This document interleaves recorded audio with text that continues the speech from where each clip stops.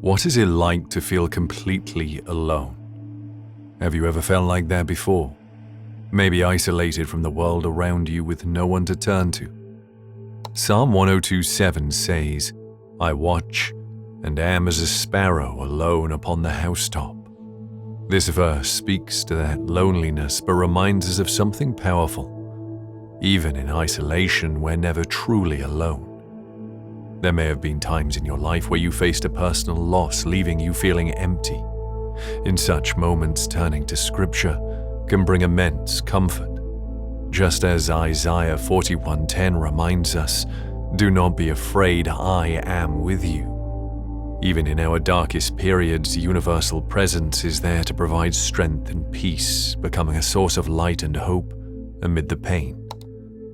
In today's world, it can be easy to feel engulfed by all the distractions around us. The world has never been a better place with perfect solace. The internet is filled with unending, hopeless news, and most people are thrown into chaos in their daily lives. But the Bible teaches us how to collapse all that noise and focus on the light, which is the very essence of our being. In this video, we'll explore several key ideas to help you on your spiritual journey. The importance of meditation, the biblical significance of the pineal gland, how we are created as beings of light, and how these truths connect to scientific realities. This might sound a little deep, but I promise by the end it will all make sense and help you better understand your purpose. Imagine, during a time when life's demands felt overwhelming and uncertainty loomed, you found yourself constantly searching for something deeper to bring you peace beyond the surface. Struggling with personal decisions, you turned to meditation and Scripture, hoping to find clarity amidst the stress. As you began to quiet your mind, familiar verses from the Bible revealed deeper truths. One passage, Genesis 32:30, where Jacob names the place Peniel after seeing God face to face, struck you in a new way. You realized that seeking God's presence in silence wasn't just about finding peace, but about recognizing the light within you just as Jacob had. This journey of exploring these ideas in practical, everyday ways will transform your perspective on life.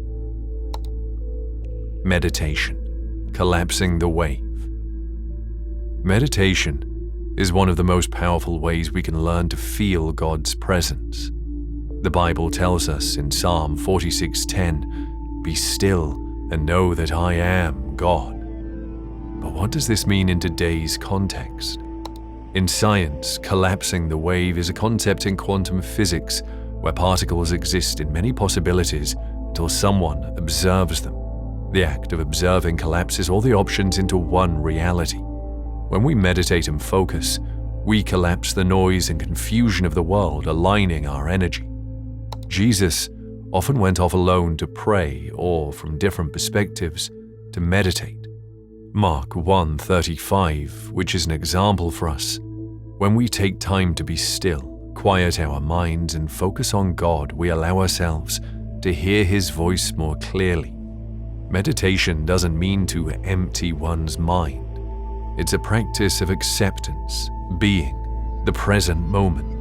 This is usually beneficial for the feeling of anxious energy. Think of meditating as a balancing tool that can be utilized to bring oneself back to center. Meditation is more than a quiet time. It's a pathway to feeling God's presence. We think of meditation as just a way to relax or manage stress, but over time it evolves into something much deeper, an opportunity to truly connect with the light in a way that goes beyond words. All the noise and chaos around seems to quiet down. It's a reminder of how closely God is intertwined with the fabric of our being. When we focus our attention, we collapse the wave of distractions and worries, bringing God's presence to the forefront. The pineal gland, a spiritual key. In Genesis 32:30, after Jacob wrestled with God, he called the place Peniel, saying, "For I have seen God face to face, and my life is preserved." The name Peniel means face of God. Many believe this story holds deep spiritual meaning beyond the physical perspective. Some spiritual teachers link this pineal to the pineal gland in our brain, also known as the third eye. The pineal gland is often considered a gateway to spiritual insight, where we can see the divine more clearly. When we align with God's will, we open ourselves up to see God face to face, just like Jacob. It's not about physical sight, but spiritual understanding. By focusing on the light within us, we experience God's presence more deeply. The Bible also tells us in Matthew 6:22, "The light of the body is the eye. If therefore thine eye be single, thy whole body shall be full of light." Some believe this single eye could refer to the pineal gland, where we connect to God's light and receive spiritual guidance. Identifying the self as light. The Bible often describes God and Jesus as light. In John 8:12, Jesus said, "I am the light of the world. Whoever follows me will never walk in darkness, but have the light of life." Scientifically, light is fascinating. Indeed, it is. It's not just something we see, but the energy that sustains life on Earth. Light moves at 186,400 miles per second, which mirrors the number of men in the camp of Judah in the Old Testament. Numbers 2:9. Isn't that an interesting connection? The exact speed at which light travels is the same number of soldiers in the camp where God's presence was.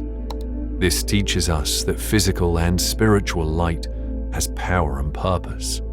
Just like the story of Jesus, we are called to be lights in the world. Matthew 5:14 tells us, "You are the light of the world. A city set on a hill cannot be hidden." We have this light within us, but more importantly, we are this light, and it's up to us to shine. The science of subatomic particles. What are subatomic particles?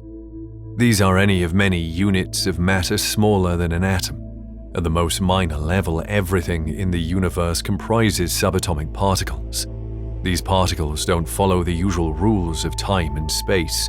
They can exist in multiple places simultaneously and only settle into a form when observed. This reminds me of Psalm 139:7 and 8. "Where can I go from your spirit? Or where can I flee from your presence? If I ascend into heaven, you are there. If I make my bed in hell, behold, you are there." God's presence is everywhere, like the particles that make up our world. Existing beyond time and space, we are always connected to that energy. Even though we pinch ourselves off from the constant loving stream of all that is, it is always present. This interconnectedness reveals that God's creation is more profound than we can comprehend. Everything we see, touch, and experience is God, even the smallest particles that form life. One afternoon, I sat by a quiet lake surrounded by the stillness of trees and the gentle ripple of water. I breathed in the fresh air and felt an overwhelming sense of peace and connection to God's creation. In that silence, I was reminded of Psalm 19:1. "The heavens declare the glory of God. The skies proclaim the work of his hands." It was a humbling moment to feel God's presence all around me. If you on this connection spend quiet time outdoors, be mindful, breathe deeply, and reflect on God's creation. If this message resonated, how would you apply them? Be true and kind to yourself.